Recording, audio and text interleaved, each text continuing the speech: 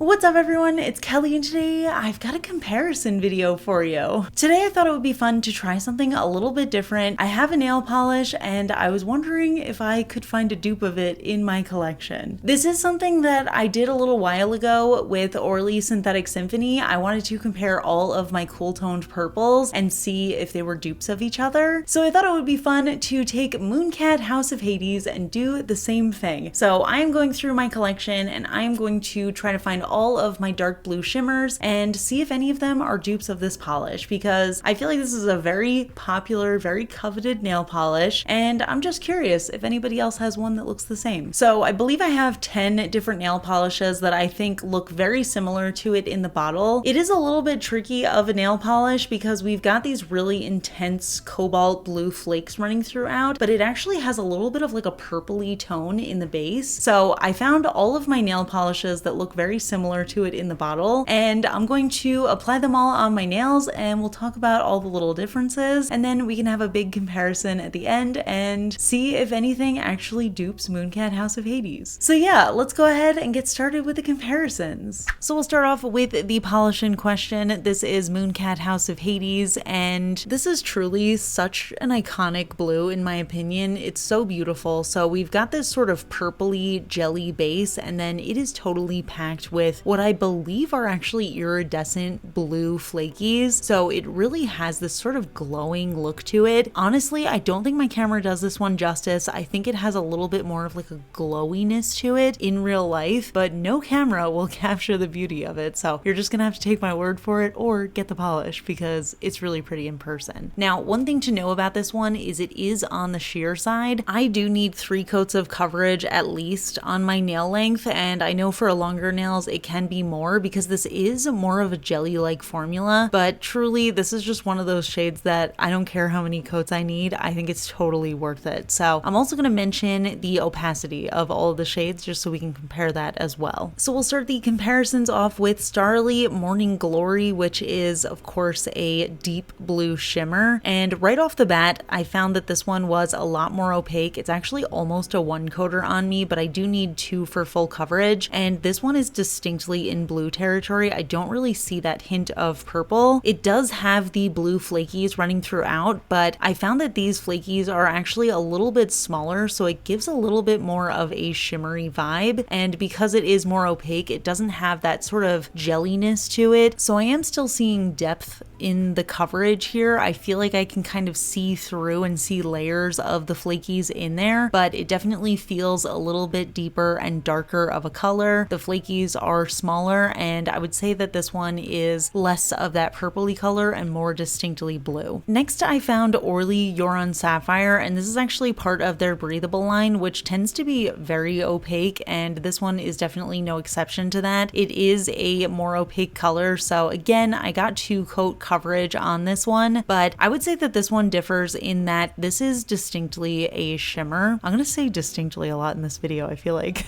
But yeah, this one is definitely a shimmer rather than a flaky. There are a little bit of pieces in there that look bigger, so that's when they kind of catch the light a little bit differently, but I would say that the pigment within is a lot more consistent and a lot smaller, so you don't get that sort of faceted look. And again, this one is a little bit deeper and a little bit bluer than the Mooncat shade. Then I looked at OPI Scorpio Seduction, which in the bottle you can definitely see a lot of that purpley color coming through, especially around the edges. So this one felt like it was more of an iridescent duochromy kind of shimmer or flaky in there, but this one was a little bit different as well. I found it to be a deeper shade of blue, and I also found it to be less saturated. So even though it has that same blue color, it's not as vibrant, so it has that very slight dustiness to it, but I did find that the shimmer was slightly bigger in here, so it gave a little bit more of a flaky look. And this one was another one that was a little bit more full coverage. I got full opacity in 2 coats in this color, and I did see a little bit of that purple around the edges, but not quite as much as with Mooncat. And I actually had another OPI shade that I thought was pretty similar in the bottle, but again, this one was a shimmer rather than a flaky. This is OPI Chopstix and Stones, and I found that this one was actually more of a dupe of the Orly shade You're on Sapphire. It didn't really look like the Mooncat shade so much, but wanted to bring it up anyway because it kind of had that similar vibe, but this one is a deeper color, it's a shimmer, and again, it has a little bit less saturation even than the Orly shade. So I feel like when it comes to flakies specifically, I'm more likely to find what I'm looking for with indie brands, just because I feel like it's more of an indie style product to have flakies in your polish rather than a more fine shimmer. So I moved on to some ILNPs. This first one is ILNP Midnight Kiss, and I found that this one was pretty similar. It's a little bit deeper of a color again, and this one was also on the sheer side, so it does take 3 coats for full coverage on me. I also found that this one was more on the iridescent side as well, because I saw a lot of that purpley tone come through, but again, I just don't think it's as saturated, but it is very similar. But I actually found that this one was a closer dupe of the Starrily shade that I just showed you. It's very similar. The only difference is this one has less flakies within the base. The Starrily one has a little bit more. Now, I did feel like all of the shades that I was trying so far had been a little bit too dark, so I tried to go in with a lighter color. This is China Glaze Sapphire Up, and I felt like the lightness of this one was pretty accurate to how the Mooncat shade looked. And this one definitely had that purple color going on. In fact, it's hard to tell on camera, but this one has little teeny tiny purple flecks running throughout as well. So you do get a little pop of purple going on, but even with that purple in there, I still found that this blue color as the base was actually a little bit warmer. So it had a little bit of that yellow pull to it. But again, I think this one was just a little bit dustier, a little less saturated than the Mooncat shade. And this was another one that was on the sheer side, so it did take 3 coats for full coverage. Now, this shade, ILNP Sea Glass, this one was actually compared a lot to Mooncat House of Hades when it first came out. So I wanted to show this one as well. And in terms of saturation, I would say that this one was the closest to Mooncat House of Hades, but this color is slightly different. I would say the blue is a different tone. It's definitely a lot warmer of a blue, so you can see a little bit more of that kind of yellowy undertone, whereas the Mooncat one has a little bit more of a purple tone. So this one was very similar. We had the flakes, even though these ones are a little bit smaller. It had a similar formula with that sort of jelly-like feel and a more sheer opacity, so this one did take me 3 coats, but again, the blue wasn't the exact same color, so still a little bit different. And now, just out of curiosity, I wanted to try some of my more purple tones that had a blue shimmer within them. I know these last 2 aren't exactly dupes, but I figure they have some similar properties, so it was worth showing. This first one is KBShimmer Tripped Up, so this one similarly has a purple jelly base to it, and it's just packed with a blue shimmer. This one also actually has a little hollow sparkle running throughout, but as you can see, the purple in this one was a lot warmer, so it did create a different sort of color. This one definitely looks like a purple with blue shimmer rather than a blue with hints of purple in it. As far as opacity, this one is opaque on me in 2 coats, but I find that the more layers I do, the more blue toned it looks. And the final shade for comparison is ILNP Abracadabra. Now, I knew that this one wasn't going to be a dupe as well, but this one definitely had that purple tone going on, so I thought it would be interesting to compare. I actually thought that this one was going to look closer to the KB Shimmer, but it actually ended up being pretty different. This one does pull a little bit more blue. We've got those teeny tiny blue flakies running throughout, but it's definitely on the purple side, and this one actually has little champagne flecks running throughout. So it's a deeper color. It's definitely more of a midnight kind of blue, but it does have that interesting little sparkle going on in there that I think makes it pretty different. And this is another one that's surprisingly opaque. This one gives me full coverage in 2 coats. So here are all of the polishes together for comparison. The top left is Mooncat House of Hades, and then all of the rest are the other shades that I thought were pretty similar. And looking at them side by side, they actually are a little bit more similar than I thought when I was applying them separately, but even so, I don't think that any of these are dupes of this particular shade, and I think that some of them actually have really different properties where if you're a fan of blue polish, I wouldn't be surprised if you wanted to own all of these. I think that they all have little differences that make them really fun. A couple of them are potentially dupes of each other, or at least very close to being duplicates of each other, but overall, I think that these shades do have some key differences, and I think it's actually really interesting to take a similar shade shade across a bunch of brands and just see how each brand approaches that color and what they do to make the color different. So even when you're thinking to yourself, man, all the polishes that come out look the same, they still have some differences. So this was actually really fun to compare, but let's talk about it a little bit more. So yeah, those are all of my polishes that I thought looked very similar to House of Hades in the bottle, all of my deep blue shimmers that maybe have a little touch of purple in them. And I have to say, I don't think that any of these polishes are a direct dupe of Mooncat House of Hades. And maybe this is just because I am an avid nail polish collector, but I do think that these polishes are different enough to warrant owning multiples of them. Mooncat House of Hades is a must in my opinion. I think it's so gorgeous, and like I said, I don't think that my camera did this one justice, but having other variations that are more shimmer focused or a little bit more of a blue tone that's a little bit warmer, or having a more purpley tone, or having the little extra flecks in there, I think is totally worth having multiples for. But it was honestly so fun to compare all of these. I'm gonna link all of the polishes that I mentioned down in the description so you can check them out if you're interested. Mooncat House of Hades is currently available, so I'm gonna link that one down below as well. But I honestly thought this was so fun to take a popular shade and compare it to the rest of my collection and see if there was anything that was super similar. So if you want to see more of these, definitely let me know in the comments, give the video a thumbs up as well. And if there's a particular nail polish that you would love to see a video like this on where I try to dupe it in my collection, definitely let me know that in the comments as well. And if you don't want to miss out on new videos, I would really appreciate if you could subscribe. I put out new videos every Monday, Wednesday, and Friday. And of course, a huge shout out to my supporters on Patreon, my royal astronomer Amanda M, as well as my cosmic admirals Ken, Rosie, and Angel. I really appreciate your support, and I'll see you all in my next video. Bye. Today's fun fact question is another would you rather, and it's a good one. Would you rather ever eat spicy food for the rest of your life or never be able to eat spicy food again? I feel like this is going to be a tough one for me because I do enjoy spicy food. I don't think I have the highest level of tolerance for spice. I'm kind of like right in the middle point. I do like hot sauce, but I